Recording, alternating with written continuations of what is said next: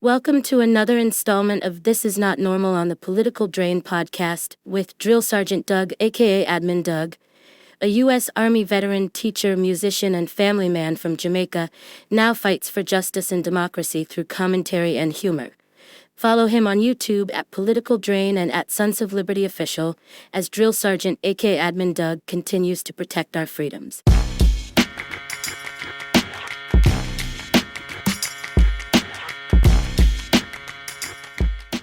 What's up, YouTube? Drill Sergeant here. And today, I know I always say we have a special guest, but this time, well, first of all, you may already know him because he has over 1 million followers already. But you may know him for his work that he does with reporting on Ukraine. You may know him for his expertise in military tactics and history. I know him as an ally, a fellow ally of Cars for Ukraine, for the campaign I was working on and still working with for the wintertime. And his name is Preston Stewart. And I'm not going to give a big intro here because I just want to hear what he has to say. Preston Stewart, thank you so much for being here, my friend. Doug, thank you for the invitation, the incredible introduction there, man. Very kind. Well, listen, tell us about what brought you to your military history, of course, your service, but what brought you to do the type of work that you do here on YouTube? Yeah, man. So the full life. We'll sum it up quick here. I was a sophomore in high school during the 9/11 attacks. So like a lot of folks in our generation, that was kind of the catalyst to pursue military service. I was fortunate to get into West Point. So I attended college there and then commissioned as a field artillery officer in 2009. Went to the 101st Airborne Division and then a couple trips to Afghanistan in 2010-11, down in Kandahar, and then 2012 up in Logman province in the Northeast. Left active duty in 14, then spent a little bit more time in the Guard and Reserves down in Texas and then up here in Tennessee, and just left the military about a year ago. I think it was last February, wrapped up. So 15-ish years with a little bit of time off in the IRR there. And great experience, start to finish. Recommend it to anybody that's even thinking about it a little bit. But then probably, let's see, be about 4 or 5 years ago now, I started making content around military history. So always been fascinated with World War II specifically, and started making short TikTok videos just because it was interesting and new, and I didn't really do much with social media. And it was a lot of fun. Got to meet a community of people that were interested in the same things. And when I kept, my background is in international relations and terrorism studies, so that's an interest of mine. I just didn't know how that would ever be a career field. My wife and I were here in Tennessee.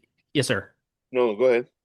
To say we're starting up a little business here in Tennessee, so I had some time on my hands, and this is about the time the war in Ukraine kicked off. So the full scale invasion in 22. So I started trying to explain some of what was happening to an audience. If you go back to right when the war started, there was a huge amount of people trying to understand what is a javelin. What does air defense mean? What is the difference between a missile and a rocket, or artillery and mortars? And I just tried to do my best to explain a little bit in kind of simple terms what that was, and there was an audience for it. And then that has kind of just grown from there. I've tried to dabble into explaining and reporting on other conflicts. The majority of the work is still around Ukraine, just given the nature of the scale of that fight. But that's how we got here today. It was an unexpected career path. Kind of slowly got here over the course of the last 4 or 5 years, but pretty fortunate to be able to do this day in and day out. When did you figure out that you were a good communicator? Is this something that it has always been? Is this something that you were kind of springboards from being an officer, being a leader? And what was your rank when you left? My rank? Yeah. Major. Got out as major. Okay. So when did you realize that this was something that you could do? Like you were a good communicator. Was it just people started viewing, people started watching, or was that something that you kind of had before?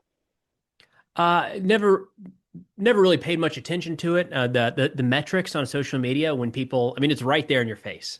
People Yeah, watch or they don't, and there's you can chalk some up to it's the algorithm or this, that, or the other thing, but over a long term, it kind of comes down to whether or not folks are interested and whether or not you're communicating whatever you're talking about effectively. So there's definitely a for better or for worse, there's kind of a scoreboard in this line of work, and you get graded in real time.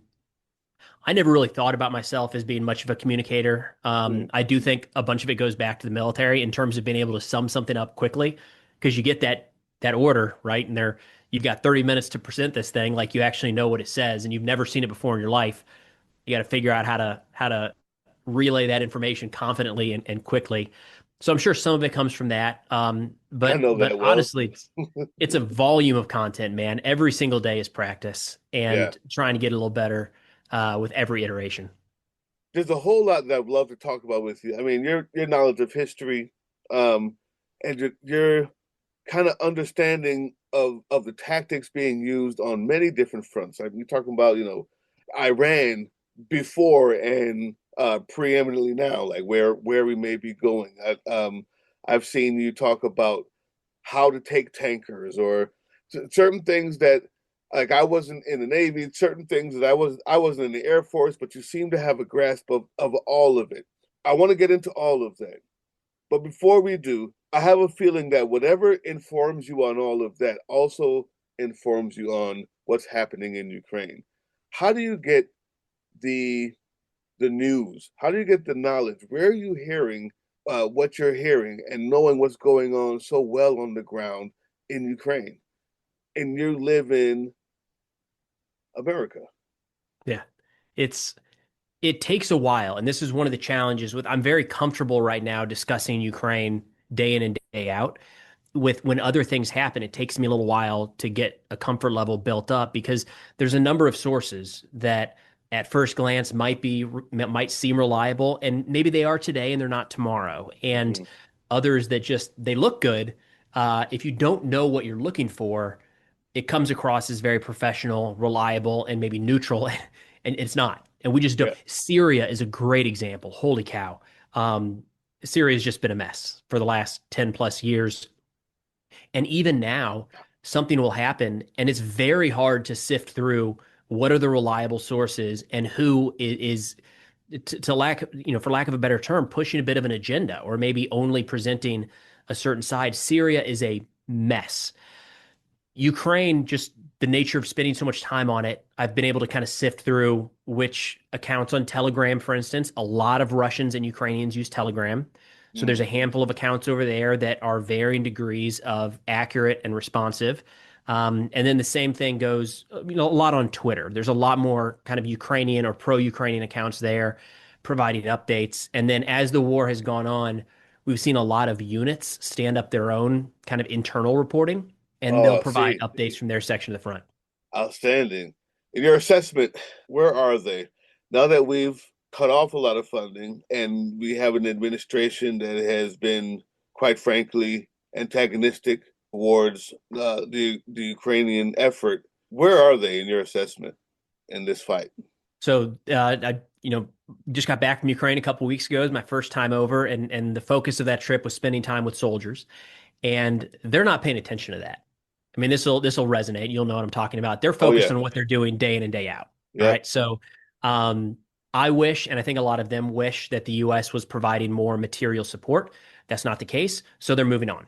So They're you not move on. waiting for it. They're not holding out hope. They're not monitoring the fluctuations like you and I might, and a lot of us here in the United States. They're just not. So in terms of how they've adapted. The vast majority of casualties right now are being inflicted by drones. Almost all of those are being produced inside of Ukraine. Now, there's certainly some bottlenecks in the manufacturing of those, and there's some Mm, components they're still getting from overseas. But, the United States effectively shut off all military aid about a year ago. We are still providing some. We are selling some to our European allies who then provide it to Ukraine. Long range interceptors is something that Ukraine does not have. They don't have a domestic answer for that right now. But in terms of along the front, they have turned it into a battlefield where drones are the primary weapon system, and they are the ones producing those. They would be more effective, they would be more lethal, and have a better chance at ending this war on favorable terms if we provided more aid. But they are adapting with that not being the case right now. Without long-term interceptors, I can only imagine the damage that can be done erratically, right? And what I mean by that is not that Russia has this amazing tech or can send over a lot of ballistics, but whatever they do send, or whatever they do decide to put a barrage out, it must be hard to stop. Like you've got to have some sort of intel in order to stop it, or else it's hard to stop. What are they doing in that kind of defense, and in spite of or instead of those interceptors? Well, they do still have interceptors. It's one of those things where everybody wants more around the world. And personally, not to vent, but a frustration of mine is let's build more and sell them to whoever wants them. Yeah. Great for the US economy. Let's churn these Patriot interceptors out at breakneck speed. And it's more complicated than that, but I feel like maybe we could do more in that realm. So last night, for example, about 550 munitions were fired into Ukraine. 71 of those were missiles. The missiles, generally speaking, need these advanced interceptors to shoot them down. Yeah. Ukraine did shoot down a fair number, but I want to say probably 20 or so still got through and impacted power generation across the country. They're trying to freeze Ukraine out right now, sub-zero temperatures. The drones are more easily intercepted with other things. So Ukraine does have a number of domestic solutions they've created, either low-cost interceptors or aircraft. I mean, they're shooting these things down from helicopters and fixed-wing jets. If it was just drones, Ukraine could maintain this indefinitely. Yeah. But those missiles cannot be stopped, from what I can tell, by anything other than what the West is providing. And that's where my mind goes when I think about that. Like I don't see how that happens. But even the fact that they're doing whatever it takes. Airstrikes. So when you talk about fixed wing planes, where are they with that? Because that's something that I know America has too many of, an abundant, not too many, compared to the rest of the earth. With our abundance of Air Force is not like everywhere else. Where are they with those planes? New World. Ukraine, for the most part, is getting old stuff right now. They've got a little bit of their kind of call it Soviet inventory, some of the older stuff. They have a couple dozen F-16s that were provided by some of our allies, and they've been working on purchasing some French and Swedish jets over the course of the next few years. So those countries have committed to large purchases in the hundreds. That would be great for Ukraine. The challenge is it's not really a matter of them needing more aircraft today. It wouldn't hurt, but the nature of this fight is such that they're very rarely being utilized along the front. We're seeing a lot of the term is glide bomb attacks by Russia. And they're dropping bombs, but it's more like a launch. And they're flying 40, 50, 60 kilometers before impacting. And they're guided systems. But the reason they're doing that is because they need to have this standoff range or they're going to get shot down. Right. When they get anywhere near the front, there's so much air defense that it's suicidal to put a jet right there over some of these areas. So Ukraine they are conducting airstrikes along the front at times, relatively minimal. The fixed wing platforms that they're getting are primarily being used to intercept drones at this point. Russia's not flying aircraft into Ukrainian airspace. And it's not because of the Ukrainian jets. It's because of the Patriot systems and others on the ground. So more jets would be helpful. It'd be good. There's also a long training pipeline there. It takes a long time to train somebody to fly into one of these platforms, and that's not easy. So, I mean, they could use more. I'd like them to have more. Right now, I don't think that would be a priority, and it wouldn't. If they got 500 more jets tomorrow with the pilots, it wouldn't drastically affect how the war plays out. Right. Just the training alone. And training from even the people who already can fly are going to need some sort of a little bit of training for the newer jets, especially how many of them are so computer operated rather than aerodynamic lift, right? So it's anyway, we'll get into that. I love talking about the machines, but yeah, the difference between the old school aerodynamic lift, like you could glide, to where now is if you don't have a computer, it's not even shaped to fly. I'm sure the training for that is different. But that brings me to this. That air defense. How are these trucks for Ukraine, cars for Ukraine? This was the ally ship that me and you have in common. We were raising money for them. They are taking these and transforming them into anti-aircraft, munitions. They're taking them and they're using them for just about everything you can think of. Can we talk about are those trucks and things like that, the main things that they need when we're talking about anti-air munitions and helping to keep them safe up above head? Yeah, to be blunt, vehicles are the lifeblood of the Ukrainian military right now.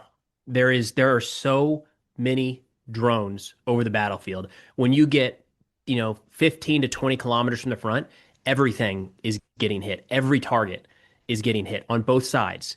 So what we're seeing and what we've seen now for about a year is some areas you just cannot move in a vehicle for the most part. Yeah. And you're having to move dismounted to get to forward locations, which of course a soldier walking through a field is in trouble when a drone comes overhead.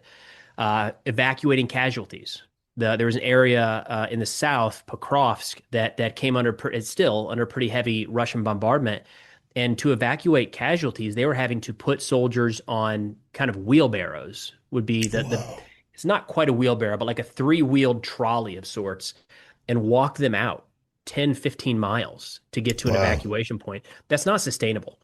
Yeah. Now, the vehicles are targeted when they drive in there, but they're moving in, 70, 80 miles an hour, flying with electronic warfare jammers, with drone teams standing by to just try to get that 1 or 2 soldiers out, resupply the guys at the front, bring the wounded out. It's without that, people are dying, to be blunt. And vehicles still get hit. Car for Ukraine does an excellent job making sure these things are functional. They add additional armor protection, which right now against drones, it doesn't need to be that thick. Just a little bit of added steel in the doors can save the lives of these soldiers. The unfortunate part is sometimes these trucks get used 1 or 2 times and they get blown up. And it sucks because you know how long it takes to raise the funds to get one of these provided. Yep. But if that one truck gets blown up on the first mission, it's likely that it saved 2 people's lives, maybe 4, maybe 6. The incredible footage they get of these guys, flying in there at 70, saving 7 lives, turning around and flying out in a truck that we use to carry somebody's couch when we're moving. It's just amazing what they're using these for and how they're using them. So I just want to tell everybody out there, this is not I don't know how else to say it. I just don't want it to sound frivolous. Like Car for Ukraine is saving lives. I'm still partnering with them. You can still go and donate, even if I don't know, it was the Christmas tree campaign. I forgot what we called it. Is that campaign still going on, or it's still open? That link still works. Go there. And of course, I had a little competition going on with people, and I lost that competition, but you still came through, YouTube. You still came through. We need more. They need more. It saves lives. It's not a stunt. It's not, honestly, it's the very, very least we could do to help people over there who are fighting for their country, and their lives and democracy. And speaking of that, before you go, could we talk a little bit about this democracy? Being that you are one of the few people that I've been able to meet in their allyship here that is from America, on a domestic front, do you have thoughts? Do you rather not talk about those thoughts? I know that you normally don't say too much unless it has something to do with the military per se, about Greenland or something like that. We can get into that. But just where we are, it's a very unique time looking at what I call fascism approaching in America. Do you have thoughts? Do you think differently about that? Without saying right or left, what's your thoughts about where we are here? Yeah, so I generally don't. Most of the videos on the channel are pretty international focused. For the most part, that's a privilege we've had in the United States. Yeah. I think what's happening in Ukraine is incredibly important to the United States. But you do not have YouTubers in Ukraine making videos about conflicts in other countries because they are in a life or death struggle day in and day out. Yep. We've been fortunate, spoiled, you and I and other Americans, in that we have the ability to look at these things because things have been so good for us here, and still are, by comparison. I tend to not get into a lot of domestic issues just because it's not my forte. It's not an area that I feel I have an expertise. I've got a lot of opinions, just like everyone else, but I think folks come to my channel looking for more of an international and national security focus. That said, I've mentioned a handful of times that it's frustrating, to say the least, what's happening now in the United States. It feels like we are more divisive than ever, and I hate that. There's no positive here. We've got to find a way to kind of mend some of these burnt bridges, and it's been depressing. More days than not. Yeah. Of course, the last year or so, seeing how much there's so much we can disagree upon when it comes to policy and procedures and all sorts of stuff. And it feels like right now there's a hatred there between Americans that I'm not ready for. I don't know where the hell this came from, but it's scary and sad. Yeah, it's the kind of stuff you expect. Looking elsewhere, it's the kind of thing we see playing out in other countries. Right. To see any of it here that is even, and this, of course, people will debate this, but like whether it's 1% similar or 99% similar, the fact that we're even having that conversation is concerning. Used to be unfathomable. And I think the idea that it is or used to be unfathomable is why it's so hard to accept that it's happening, right? Because it's like, there's no possible way. It's not what we think it is. No, it's not. And I think that just that inability to see it for what it is, and I say it like this, and I'll bring it back to the rest of the world. In other conflicts that you watch or that you've paid attention to, the reality of the citizens and what they've seen, you'll see at the drop of a hat, somebody says, hey, we're going to do this or this. And citizens rush out. Wait a minute. No, we're not touching that. We're rioting or we're protesting immediately, because most other countries have seen the consequence of it, right? And they know that it's like France. You change a street sign and they're in the road protesting because they know what it's like to have a bomb drop on them. Same thing in many other places that have just seen a sort of conflict that we've never been able to see. Their reaction time is so much quicker, and not to say that they've been able to stave off everything, but I think that comfortability that we've had with American exceptionalism, or with just being the richest, or just having that our position in the UN, so many things, whatever it is, has kind of dulled the senses to our reaction time. Is this something would you agree? Yeah, I think numb, maybe a little bit, complacent, right? We've got a lot of things going really well for us, man. Yeah, a lot of we things. Still do. Still do, yeah. Especially like comparatively, even today, for all the challenges that we have, and no doubt there are plenty, our standard of living is the best that it's been for anyone around the world throughout history. I mean, maybe somebody can fact check that, but it seems pretty good. So we end up finding, in my opinion, things. Well, except for healthcare, but. Yeah. But as somebody navigating that right now, my God. Right. Me too. Me and you both, man. I have no idea what the solution is there. That's way over my head. But whatever we're doing right now is not the move, because it is. It's not. It's not the move. It feels a little bit like we're, and not to downplay grievances and challenges and people that are suffering here in the United States. I mean, my own neighbors here in Tennessee, no doubt. But it feels like we have maybe manufactured problems and made them to be more than they are in the grand scheme of things. I don't know what the solution is to that, because I understand it. You know, when things get too easy, you try to, I feel like it's human nature. You try to find what is the thing that we can still be angry about, and maybe losing sight of the big picture. I'm 100% agree with you. I'm so glad to have you say that, because I don't know if other people know that you what you think on those things, and I think maybe that may have been a question some people would like to know. But we only have a few more minutes, and there's a story that you brought up a few days ago that I think absolutely needs to be uncovered and pushed. What is going on with Ubiquiti? What is going on with man. Ubiquiti? So it's a U.S. hardware and software company that makes a lot of antennas, is probably the best way to put it.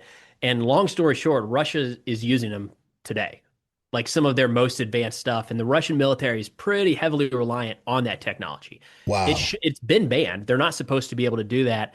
But this Hunter Brook, I hope I didn't get that wrong. Hunter Brook, I believe, is the organization that uncovered this. And they started calling the distributors. So the company is not selling to Russia. They sell through a network of distributors that, you know, they buy them for X, mark them up, and then sell them and provide services around the world. This Hunter Brook group was calling the distributors and just straight up saying, like, we are the Russian military. We're a unit. We need to buy some. And time and again, they were like, yeah, no problem. Where do you want them? How can we get them to you? And even one in the United States was kind of gave them the way to work through sanctions. So Wow. It's a mess. I don't know what the legal ramifications of that look like, but it's a U.S. owned company. The owner of it, actually, multi-billionaire, owns the Memphis Grizzlies in the NBA. So you're starting to see a little pressure. I think maybe I'm just in a bubble, so I see it, but it looks like there's starting to be some pressure on Ubiquiti and on the NBA to actually do something about this. How about this? We could provide some pressure. We've done that before, Political Drain. That if you're an NBA fan or a Grizzlies fan out there, maybe there's some pressure you could help, or maybe there's someone you could tell about that. Because now, Doug, I should say this is all allegedly, right? This is an investigation. It's what they've turned up. In my opinion, it looks pretty clear cut. I mean, calling the distributors, and they're publishing those recordings. So it looks to me like that's what happened. That's their allegation. I don't think the company said anything. Well, that's the pressure. Say something. We can pressure you till you say something, because Sure, yeah. the fact that there's a possibility that we're having to raise money independently to get trucks to Ukraine, but Russia can come and buy antennas. I'm not okay with that. If they can get something that Ukraine can't get, I'm not okay with that. How about that? That's all I'm saying. So, Grizzlies fans out there, you heard it. You heard it here first. Allegedly. That's all I'm gonna say. Man, thank you for that reporting. I saw that and I was just like, you got to be kidding me. And the balls on these guys. The balls on these guys to say, we're from the Russian military. What do you got for us? I got you. Give me a second. Let me call That was the red flag. That was the red flag. Yeah. It's not even like the handshake or the side deal. It's like, we're here to do this. No problem. I got you. Yeah. Wow. Blew my mind. Man, I wish I had the full hour with you. I wanted to get into Syria. I wanted to talk about the Greenland flop. I wanted to talk about much more than we did, but I think it was very important to get into what we did, what's happening on the ground, why this allyship is so important, And I'll let you have the last word to my audience as to why this is important to you. I appreciate that, Doug. Appreciate the conversation. Appreciate the invite. It's been great being with you, man. And to the audience, yeah, I mean, it's incredibly important. It's I think really cool to be able to play a part in something like this. I know that you've had the opportunity to see some of these videos and statements, Doug, from the Ukrainian soldiers. It means the absolute world, and it's I think once in a lifetime opportunity to be a part of something that's important and that impactful. So, Doug, thank you for everything you're doing. And again, thank you very much for the invitation today. My friend, I hope we can do it again and talk some more equipment, talk more world news. Thank you so much for everything. And there you have it. You guys check out Preston Stewart. He is a wealth of knowledge and just a good guy. I appreciate you coming, man. Thank you, Doug. Hey, yeah, you. Before you click away to watch someone unbox a tactical toothbrush, let's talk about something real. Political Drain isn't just another content mill. We're a digital front in a very real war. Not with bullets, but with ideas, with action, and with solidarity. We pair urgent news with critical education. And we build community around actual resistance, not the hashtag kind, the kind that moves. But here's the thing, none of this is free. It isn't. Behind every video is time, labor, research, and some weird guy asking if we're going to pay the hosting bill. And yeah, some of that money goes to things we can't necessarily say out loud. If you know, you know. Let's just say our special ops aren't Call of Duty LARPers. They're people making real moves to protect, uplift, and organize. You're not just funding a channel. You're funding a resistance network in a world where capital still calls the shots. Unfortunately, in a system built on artificial scarcity, even mutual aid has a price tag. And if we want to grow, if we want to win, we need your help. We need your help. So if you've got even a few bucks to spare, toss it our way. It's not for ads. It's not for merch drops, but for people making moves in the shadows so others can do it in the light. It's just us and you. So fund the mission, fund the fight, fund the future, because nobody's coming to save us. We save each other. That's how this works. Follow us on all these things you see here, and our link tree is in the description. Maybe even get some merch.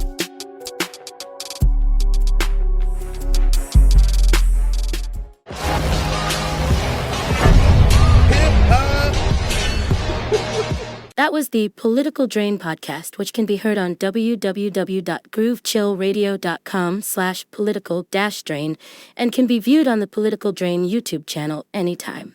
Once again, thank you for listening to Groove Chill as we resist fascism in any form, pursue democracy, peace, and love.